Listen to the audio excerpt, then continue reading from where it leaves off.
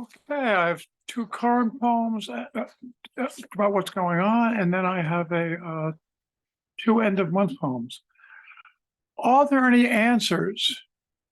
The Israelis will never forget the slaughter of civilians, the murder of babies, the raping of women, the taking of hostages, the worst anti-Semitic atrocity since the Holocaust.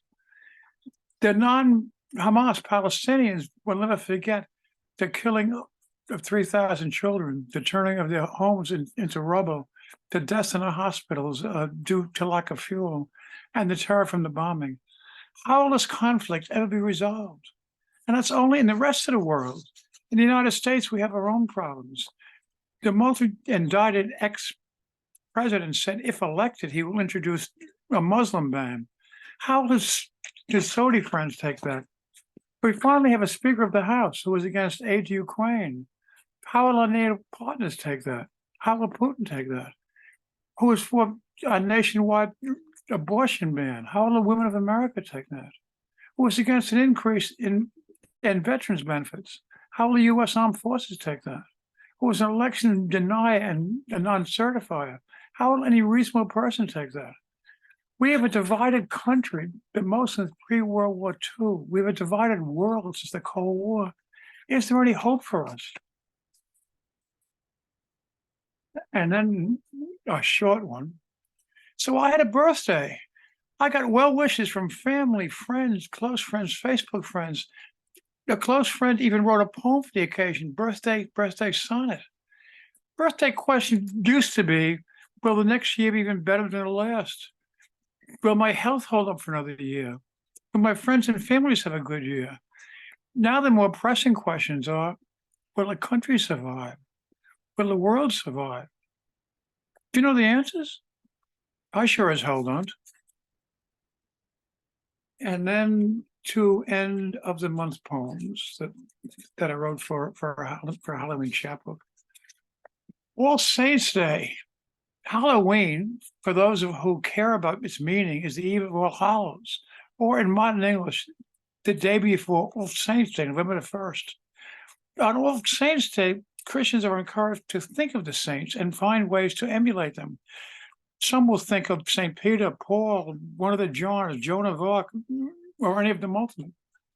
I instead think of a woman born on October 1st, 1901. She gave birth to her second son at the age of 38, 16 years after the firstborn. 11 years later, she was widowed when her NYPD husband fell on ice and fractured his skull. She gathered herself up and went to work to provide a home for her orphan wild child, not in any test, but by any means. In her retirement years, she became confused and thought that the Hudson River passing in front of her nursing home was actually the Charles River of her youth. And her two sons were really her two deceased brothers. But in one of the quirks of the mind, she knew that her grandchildren and her daughter-in-law really were, when they came to visit, who they were, and the man with them must be her son. The love conquers dementia. She died on New Year's Day, 1989. Happy birthday, Mom.